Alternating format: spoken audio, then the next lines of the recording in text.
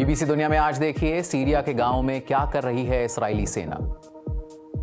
Syria के साथ बने बफर जोन में दाखिल हुई इस्राएली सेना। सीरिया से कब्जाए गोलान हाइट्स में नई बस्तियां बसाने की तैयारी में भी है इस्राएल। दिखाएंगे इसी इलाके से बीबीसी की ग्राउंड रिपोर्ट। स्वागत है आपका बीबीसी दुनिया में। मैं हूं विदित मेहरा। जानेंगे क्यों कसाई खाना कहलाती थी सीरिया की सेनाया जेल। लेकिन पहले हेडलाइंस। हिंद महासागर के मायोट द्वीप में चक्रवाती तूफान चीडो ने मचाई भारी तबाही। सैकड़ों लोगों के मरने की आशंका। दिखाएंगे रिपोर्ट। जर्मनी में गिर सकती है चांसलर ओलाफ शॉल्स की सरकार। बीते महीने गठबंधन टूटने पर अल्पमत की सरकार चला रहे थे शॉल्स। आज से ठीक 10 साल पहले पेशावर के आर्मी पब्लिक स्कूल पर चरमपंथी हमले में मारे गए थे 130 से ज्यादा बच्चे। जानेंगे परिवारों के लिए कितना भारी रहा है यह अरसा।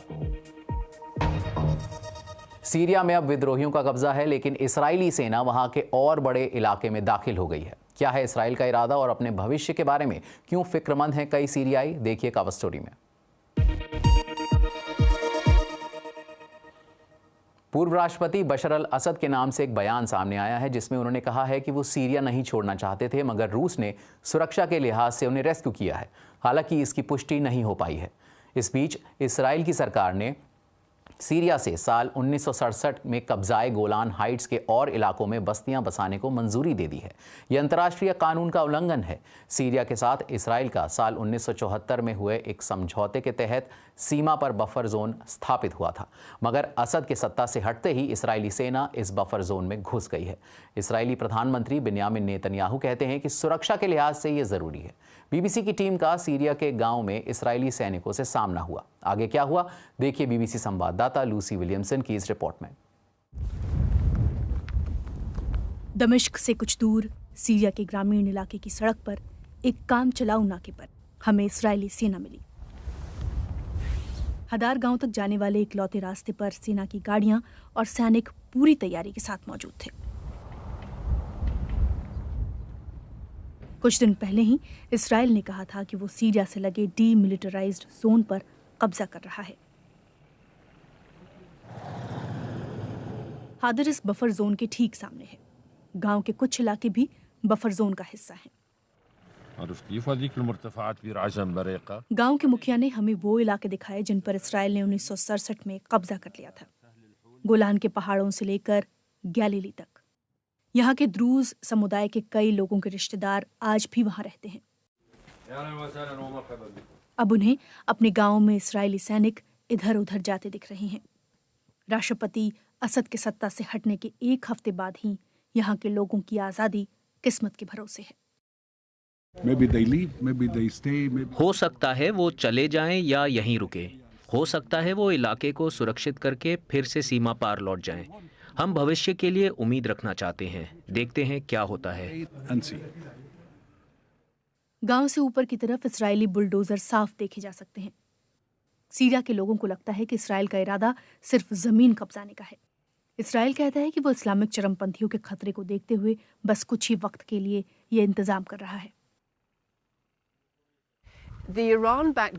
इस्राएल जिन ईरान समर्थित गुटों से यहाँ लड़ रहा था, असद के पतन के बाद वो कमजोर हो गए।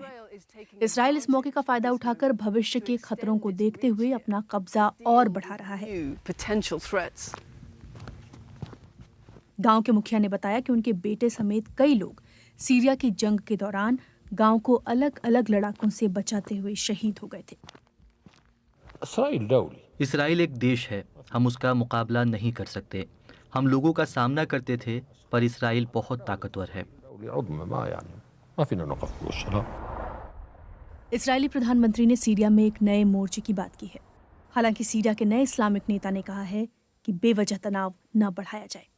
लगता है लंबे समय से सीरिया को जिस आज़ादी का इंतजार है, वो जंग की बातों के बीच दब सी गई है। बीबीसी संवाददाता लूसी विलियमसन की रिपोर्ट। और सीरिया की कुख्यात सेनाया जेल से कई कहानियां सामने आई हैं। आखिर क्यों बदनाम है ये जेल और अब सीरिया के सामने कौन सी नई चुनौतियां खड़ी हैं, ये जानने के लिए सेनाया जेल पहुंचे बीबीसी संवाददाता जेरेमी बोविन। उनकी रिपोर्ट के कुछ हिस्से आपको परेशान कर सकते हैं। कोई सीरियाई नहीं चाहेगा कि सेनाया जेल के इन दरवाजों से होकर गुजरे, क्योंकि जो लोग यहाँ पहुंचे थे उनमें से कई यहाँ से जिंदा वापस नहीं लौट पाए। लेकिन जकड़न से आजाद हुए देश की तरह ही इस जेल के ताले भी तोड़ दिए गए हैं। दमिश्क के बाहर सेडनाया की इस पहाड़ी पर ऐसे कई निशान मिलते हैं जो इस बात की गवाही देते हैं कि एक हफ्ते में ही सीरिया के हालात कितने बदल गए हैं। ये वॉलंटियर सेडनाया के रिकॉर्ड्स को बचाए रखने की कोशिश कर रहे हैं।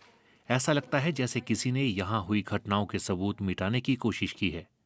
जब कभी तानाशाह और उसके लोग सत्ता से हटते हैं तो उनकी क्रूरता के सबूत बचाए रखना जरूरी होता है, खासकर बेहतर भविष्य के लिए।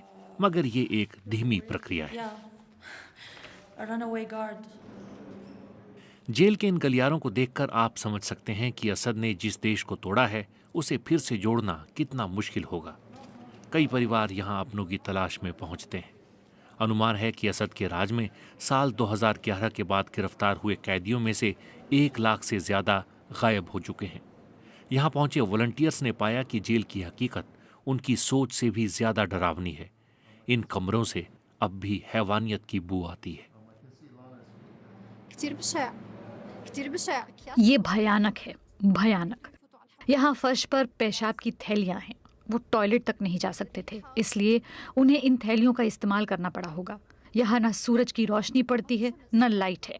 ये मानना मुश्किल है कि जब हम सामान्य जीवन जी रहे थे तब यहाँ के लोग ऐसी हालत में रहने को मजबूर थे। ये मलबा छिपे हुए तहखानों की तलाश के दौरान जमा हुआ है। सेडनाया के ये तहखाने असद के शासन के दौरान छाए अंधेरे की गवाही देते हैं। इन खौफनाक तहखानों का इस्तेमाल लोगों पर दबाव डालने और उन्हें डराने के लिए किया जाता था। यहाँ टॉर्चर करने वाले को सजा दिलाना और टॉर्चर सहने वालों को राहत देना आसान काम नहीं है।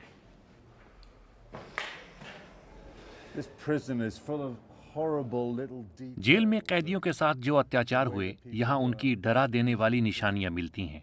ये जगह कंबलों, कुछ कपड़ों और यूनिफॉर्म से भरी है। इसे देखकर मैं दावे से कह सकता हूँ कि यहाँ दर्जनों पुरुष कैदियों को बेहद अमानवीय और क्रूर हालात में रखा गया होगा।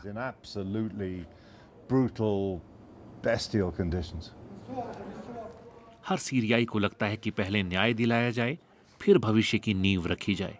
जेल के कैंपस में खड़े ये लोग सेडनाया को एक सामूहिक कब्र बताते हैं और चाहते थे कि बशर अल असद का सिर कलम कर दिया जाए। अहमद अपने भाई को तलाश रहे हैं जो बीते 3 सालों से इसी जेल में कैद थे। ये बहुत ही बुरा था, यातनाएं, खाना, सब कुछ। हम पीड़ा से गुजर रहे थे। हम कई लोग हैं, अलकामिशली, हसैकी, देर ज़ूर, अरक, हर जगह से लोग अपनों को ढूंढने पहुंचे हुए हैं। हजारों लोग अब भी अपने बच्चों की तलाश में सड़कों पर हैं। केवल मैं नहीं हूं। एक और बड़ी चुनौती है पुनर्निर्माण, पर इसकी कीमत कौन चुकाएगा? जंग ने पहले ही देश की अर्थव्यवस्था को बिगाड़ दिया था, फिर असद सरकार के भ्रष्टाचार ने उसे और तबाह कर दिया। हम इन खंडहरों से होते हुए हसन अबू शावर्ब से मिलने पहुंचे। 11 साल जेल में गुजारने के बाद वो अपने परिवार के पास वापस लौटे हैं। असद सरकार में विरोध करने का मतलब था आतंकवाद के आरोप झेलना। उन्हें मौत की सजा सुनाई गई थी, मगर वो अपने ऊपर लगे आरोपों को गलत बताते हैं। उनके पड़ोसी जंग से लौटे अपने बेटों की वापसी का जश्न हवा में फायरिंग करके मना रहे हैं। आपको क्या लगता है कि उन लोगों के साथ क्या होना चाहिए जिन्होंने आप जैसे कैदियों पर अत्याचार किए? उन्हें सजा मिलनी चाहिए। आखिर हम इंसान हैं, पत्थर नहीं। और इन हत्यारों को सार्वजनिक रूप से फांसी दे देनी चाहिए, वरना हम इन सब से उबर नहीं पाएंगे। उनमें से कुछ ने तो मौत होने तक यातनाएं दी हैं। मैंने अपनी जेल की कोठरी में एक 49 साल के बुजुर्ग को मरते देखा। उन्होंने उन्हें 3 दिनों तक यातनाएं दी और फिर रिपोर्ट में लिखा कि उन्हें स्ट्रोक आया था। आप और ये पूरा देश एक डरावने दौर से गुजरे हैं। आप कैसे उभरेंगे और इसे एक बेहतर जगह कैसे बनाएंगे? आगे बढ़ने के लिए हमें इन चीजों को भूलना होगा। ये सीरियाई लोगों के लिए खुशी का वक्त है। हमें अपने कामों की ओर लौटना होगा। हर बुरे अनुभव को पीछे छोड़कर आगे बढ़ना होगा। असद और उनके लोगों को भूलना आसान नहीं होगा, वो भी तब जब उन्होंने 90% सीरियाई लोगों को गरीबी में धकेल दिया। ये लोग अपने भाइयों को खोजने अलेप्पो से सेडनाया आए थे। अब उन्होंने जेल में ही डेरा डाल लिया है।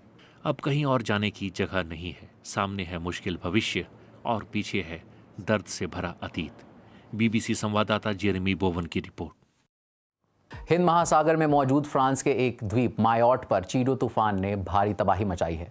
मायोट द्वीप अफ्रीकी देश मोजाम्बिक और मेडागास्कर के बीच है। इस खतरनाक तूफान की वजह से यहां सैकड़ों लोगों की जान चली गई है। डर है कि मरने वालों का आंकड़ा इससे कहीं ज्यादा हो सकता है। फ्रांस अपने सैनिक, रेस्क्यू वर्कर्स और राहत सामान जल्दी से जल्दी वहां भेज रहा है। चीडो तूफान शनिवार को इस द्वीप से टकराया और वहां मौजूद लगभग हर इमारत को नुकसान पहुंचाया। इस तूफान ने मोजाम्बिक में भी तबाही मचाई है। देखिए बीबीसी संवाददाता लुइसा पिलबीम की ये रिपोर्ट। सस्ते सामान से बने ये घर चीडो तूफान के सामने टिक नहीं पाए। 140 मील प्रति घंटे की रफ्तार से चलने वाली हवाओं ने हिंद महासागर के मायोट द्वीप में मौजूद इन घरों को तबाह कर दिया। इस द्वीप पर फ्रांस का अधिकार है। सैकड़ों लोग मारे गए हैं, मगर डर है कि मरने वालों का आंकड़ा इससे कहीं ज्यादा हो सकता है। अस्पताल, स्कूल और सड़कें सब तबाह हो गईं। जॉन बेलॉज ने यहाँ की राजधानी मामाड्जू में इन तस्वीरों को फिल्माया, जहाँ की गरीब बस्तियों में तूफान ने सबसे ज्यादा तबाही मचाई। तेज हवाएं चल रही थी और मैं डर गया। मैं चिल्लाया कि हमें मदद चाहिए। मैं चिल्ला रहा था क्योंकि मुझे दिख रहा था कि मेरा अंत करीब है। कुछ लोग भाग नहीं पाए, कुछ बाढ़ में बह गए या घरों में ही दफन हो गए। 3 लाख की आबादी वाले इस द्वीप में कई लोग बिना बिजली, फोन, इंटरनेट, पानी और खाने के रह रहे हैं। फ्रांस की सेना पास ही के द्वीप से दवाइयां और अपनी टीम को मायोट द्वीप ले जा रही है। फिलहाल मायोट द्वीप पर रेस्क्यू मिशन को अंजाम देने के लिए हम अपने स्टाफ और साजो सामान को वहां ले जा रहे हैं, लेकिन इसमें काफी परेशानी आ रही है। इसलिए हमने अपने स्टाफ के लोगों और सामान को व्यवस्थित तरीके से वहां ले जाने का प्लान बनाया है। तूफान ने मायोट में भारी तबाही मचाई है। अब ये तूफान मोजाम्बिक चैनल से होकर आगे बढ़ रहा है और इसके रास्ते में आने वाली जगहों के लोग खुद को तैयार कर रहे हैं। बीबीसी संवाददाता लुइसा पिलबीम की रिपोर्ट। साल 2014 16 दिसंबर वो दिन जब पाकिस्तान समेत पूरी दुनिया दहल गई थी। पाकिस्तान के पेशावर शहर के एक सैनिक स्कूल में घुसकर तहरीक-ए-तालिबान पाकिस्तान ने चरमपंथियों ने अंधाधुंध गोलियां बरसाई थीं। इस हमले में 132 बच्चों समेत 140 से ज़्यादा लोग मारे गए थे। इस घटना को 10 साल बीत चुके हैं, लेकिन अपनों को खोने वालों के लिए ये दिन ऐसा है जैसे कल की बात हो। देखिए पाकिस्तान से कैमरा पर्सन बिलाल अहमद के साथ बीबीसी संवाददाता अजीज उल्ला खान की रिपोर्ट।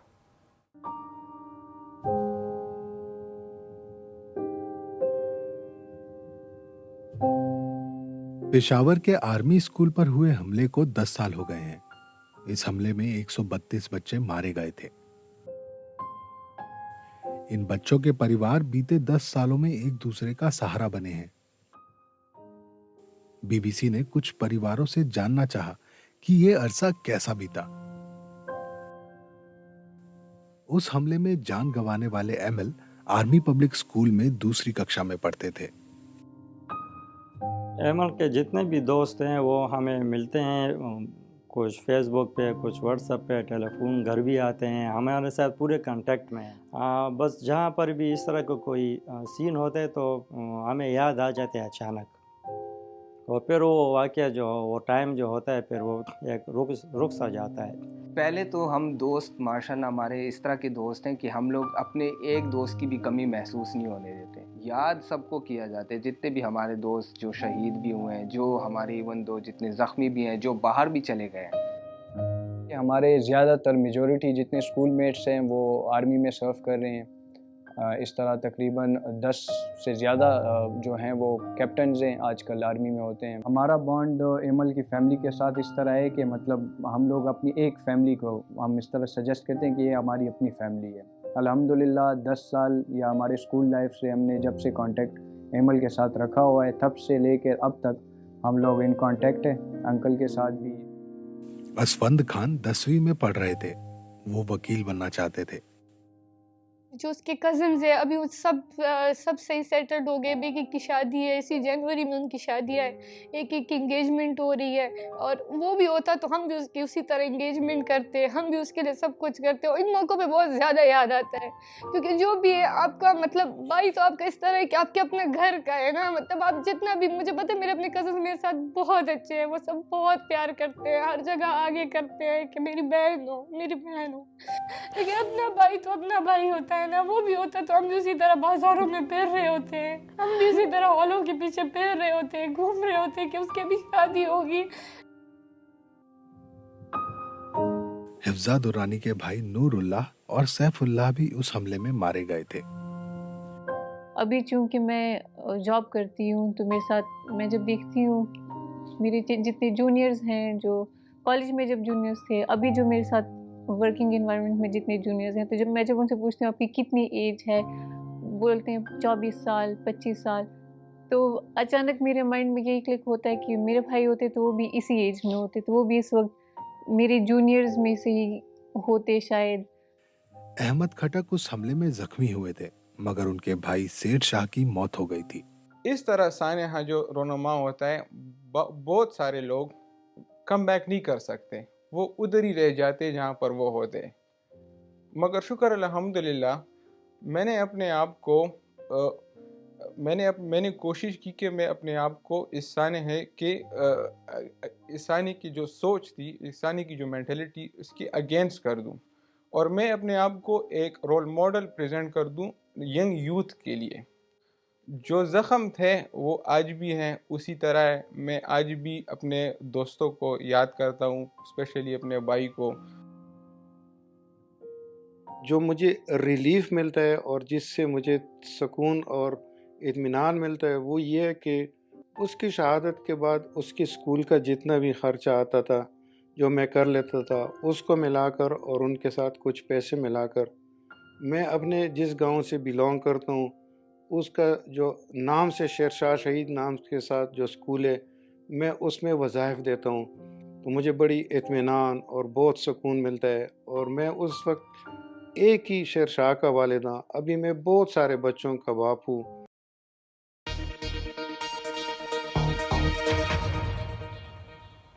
उस्ताद ज़ाकिर हुसैन किसी तारुफ के मोहताज नहीं हैं। उन्होंने अमेरिका में अपनी आखिरी सांस ली। तबला वादक और ग्रैमी अवार्ड विजेता उस्ताद ज़ाकिर हुसैन 1951 में जन्मे और उन्हें पद्मश्री, पद्म भूषण और पद्म विभूषण से नवाजा गया था। साल 1980 में उन्होंने BBC को एक इंटरव्यू दिया था जिसमें वो अपने पिता और गुरु उस्ताद अल्लाह रखा के साथ ताल से ताल मिलाते दिखे।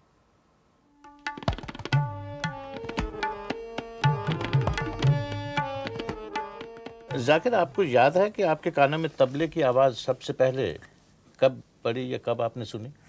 मुझे याद तो नहीं है, लेकिन मेरे ख्याल से जब मैं अस्पताल से घर पहुंचा हूँगा, यानी पैदाइश के बाद 1-2 दिन का रहा हूँगा, तब शायद पड़ी होगी। लेकिन अगर आपके वालिद साहब तबले की बजाय कोई और साज बजाते तो आपका क्या ख्याल है कि उसी साज की आवाज़ सुनने के बाद आप कोई उसी साज का शौक होता? ये तो सब ये तो मुझे पता नहीं, लेकिन सारी सोचने की बात है। अगर तबले के बाद और कुछ कर रहा तो गाता। मैं यही कहने लगा था कि खास साहब तो गाते भी बहुत अच्छा हो, मैंने गाना सीखा है 1-2 मरतबा इनसे। तो आप भी गाते हैं? नहीं, मैं सुनता हूँ। अच्छा, हो सकता है अंदर चलकर गाएं भी सही, शौक है आपको। आपका खान साहब से दोहरा रिश्ता है, बाप और बेटे का और उस्ताद और शागिर्द का भी जी। इनमें से ज़्यादा मजबूत कौन सा रिश्ता है? क्योंकि एक ही खून है और एक ही काम है। कहना तो मुश्किल है, लेकिन मुझे ऐसा लगता है कि उस्ताद मेरे पहले हैं और उस्ताद में सभी आ जाता है, क्योंकि उस्ताद बाप भी होता है, उस्ताद भी होता है और हर चीज़ में, हर ख्याल में, हर काम में एक तरह गाइड होता है, तो उसी में सब कुछ इंक्लूडेड हो जाता है। और हाँ साहब, आपको क्या महसूस होता है? आपने सुना हुआ कि गुरु ब्रह्मा गुरु विष्णु समझना जी जो कहते हैं, तो इसलिए गुरु बहुत पहले है, बाप के पहले गुरु है। आजकल का ज़माना तो वो गुरु शिष्य परंपरा का ज़माना नहीं रहा, जहाँ के शिष्य गुरु के घर जाए, वहाँ रहे, काम करे और सीखे। आजकल सबको काम करना पड़ता है, अपनी अपनी देखभाल करनी पड़ती है और शौक़ भी होता है सीखने का, तो उसमें सबसे बेहतरीन तरीक़ा यही है कि लोग 2, 3 या 4 महीने साल में सीखें और बाकी वक्त अपना काम करें और रियाज़ करें।